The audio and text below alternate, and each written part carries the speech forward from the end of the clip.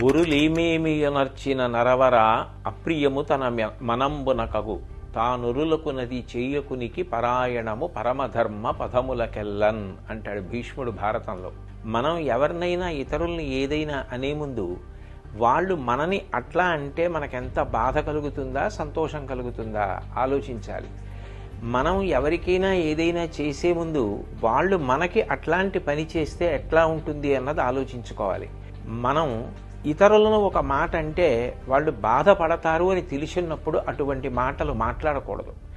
ఏ పని చేస్తే ఇతరులు బాధపడతారో అటువంటి పనులు అసలు చేయకూడదు. ధర్మాలలోకెల్లా పెద్ద ధర్మం అదే.